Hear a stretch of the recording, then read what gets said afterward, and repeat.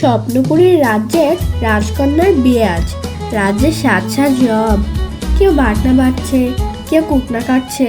রানীমা সারাদিন কেটে কেটে অস্থির। তার একমাত্র কন্যা মুক্তামালার বিয়ে আজ, আর বিয়ে হচ্ছে পাশের রাজ্যের রাজপুত্র সুলাইমানের সাথে। বিয়ের পর আমার আদরের মেয়েকে আর নিজের কাছে রাখতে পারবো না আমি। ওদিকে মুক্তামালা বেজায় খুশি, ওর পছন্দের পাত্রের সাথে আজ ওর বিয়ে।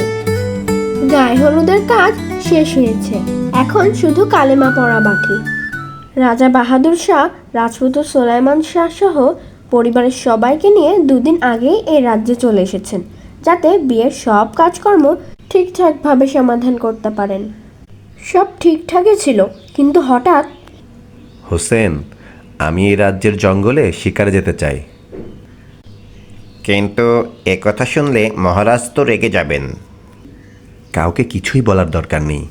আগামীকাল সকাল সকাল আমরা দুইজন চুপচাপ করে শিকারে বের হয়ে যাব। ঠিক আছে রাজপুত্র।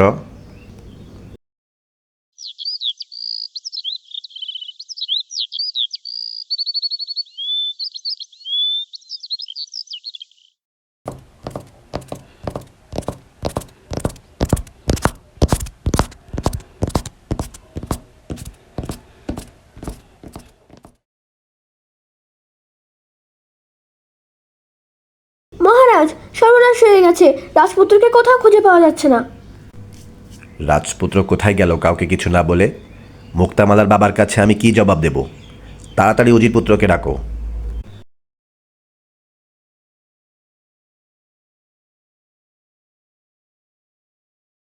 মহারাজ, উজির পুত্রকেও কোথাও পাওয়া যাচ্ছে না। হাই কপাল, এখন কি হবে? উফ উফ। মুক্তামালার বাবার কাছে খবর নিমিষেই পৌঁছে গেল। তিনি লোক লস্কর পাঠালেন রাজ্যের আনাচে কানাচে রাজপুত্রকে খুঁজতে।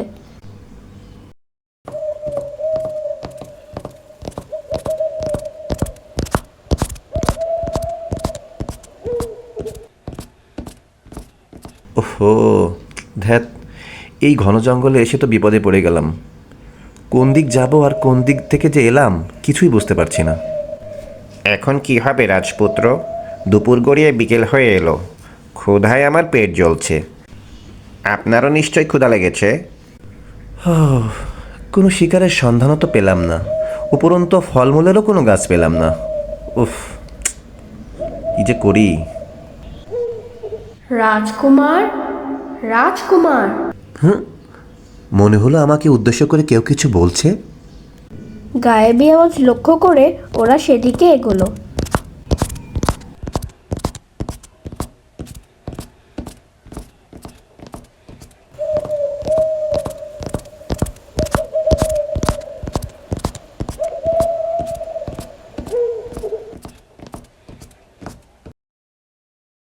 কে তুমি কন্যা? এমন গহীন বনে কি করছো?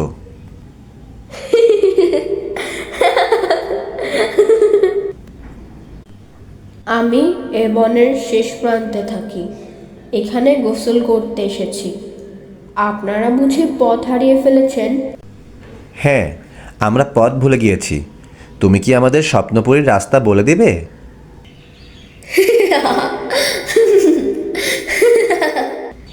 সে সময় হলে বলে দেব। এখন অতিথি হয়ে দুপুরের খাবার সারুন। ওই সামনেই আমার ঘর। কন্যাটির রূপের ছটায় রাজপুত্র ও উজির পুত্র মুগ্ধ হয়ে গেল।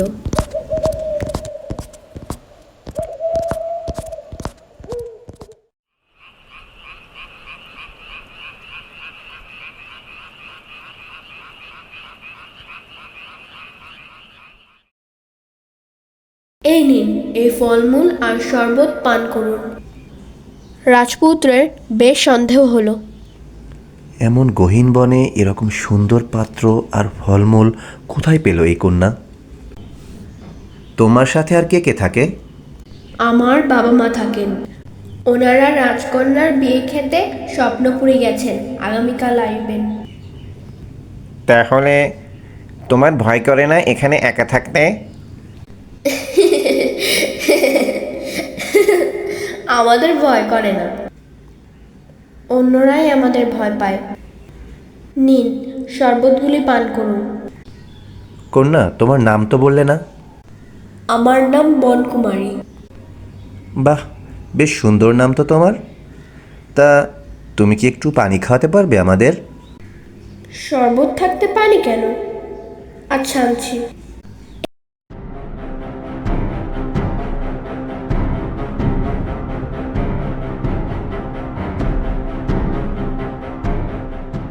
এই নাও, পানি খাও। তোমাদের স্বপ্নপুরি পৌঁছে দেবো এবার।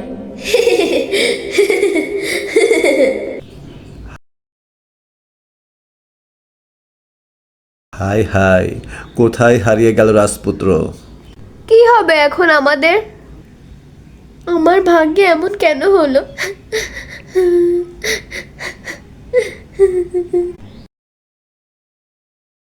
হে জাদুর আয়না, তুমি বলে দাও, রাজপুত্র এখন কোথায় আছে, কি করছে? কি ব্যাপার, তোমার আজ কি হয়েছে?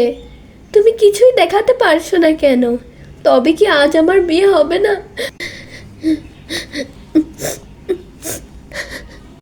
বিকালের দিকে আয়নায় হঠাৎ দেখা গেল কিছু একটা সিগন্যাল। মুক্তামালা দেখল রাজপুতের মহাবিপদ, এক ডাইনির খপ্পরে পড়েছে সে। রাজা মশাইও দেখলেন জাদুর আয়নায়।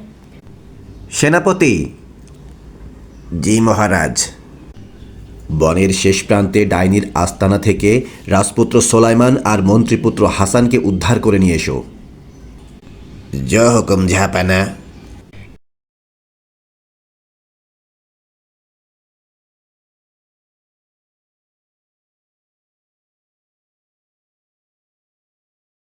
এই বন আমার, এখানে আমার রাজত্ব। সন্ধ্যায় আমার ডাইনিমা এসে তোদের দেখলে যে কি খুশি হবে। কতদিন মানুষের রক্ত খায় না, এই বনে কতদিন কোনো মানুষ আসে না। দেখো, তোমাকে তো কিছু বলাই হয়নি। আমার তো খুব খারাপ অসুখ আছে। আমার রক্ত খেলে তোমার অসুখ করবে। আর তাছাড়া ও তো ব্রাহ্মণ, ওর রক্ত খেলে দেবদেবী অভিশাপ দেবে। তার চেয়ে বনের ওপারে আমাদের সৈন্যরা আছে, তারা যেমন স্বাস্থ্যবান তেমন সুস্থ। তুমি আমাকে নিয়ে চলো, ওদেরকে আমি তোমাদের হাতে তুলে দেব। সত্যি বলছিস তো? আমাকে ফাঁকি দিবি না তো? হ্যাঁ বনকুমারী, সত্যিই বলছি। বিশ্বাস না হলে তুমি আমাদের বেঁধেই নিয়ে যাও না হয়। ডাইনি ওদের কথা মতো ওদের নিয়ে বনের মধ্যে হাঁটা শুরু করলো। রাজার সৈন্যরাও ততক্ষণে মাঝ বনে পৌঁছে গেছে।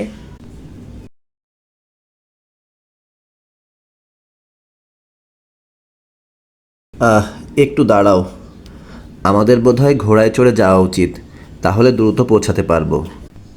তা না হলে সৈন্যরা আমাদের দেরি দেখে যদি চলে যায়। পালাবার মতলব করছিস না তো? না না, তোমার বিশ্বাস না হলে তুমি আমাদের ঘোড়াতে উঠো। আমরা তো পথ চিনি না। ঠিক আছে, চল।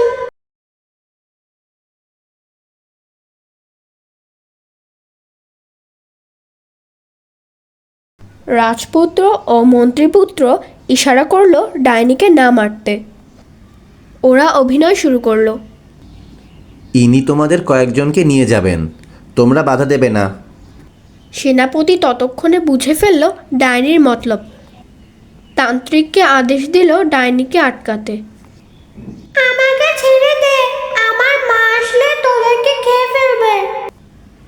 চলে যা এ রাজ্য থেকে। বহুদিন এ বনে তোরা অনেক কুকর্ম করেছিস।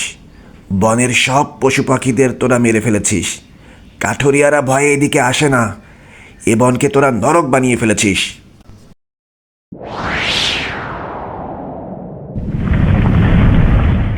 রাজা ও রানীমা হবু জামাই ও তার বন্ধুকে পেয়ে তো মহা খুশি। আর এদিকে রাজপুত্র ও রাজকন্যার বিয়ে পড়ানো হলো। দু রাজ্যের দু রাজার বন্ধুত্ব আরো মজবুত হলো। গল্পটা ভালো লাগলে চ্যানেলটা সাবস্ক্রাইব করুন, বেশি বেশি কমেন্ট করুন।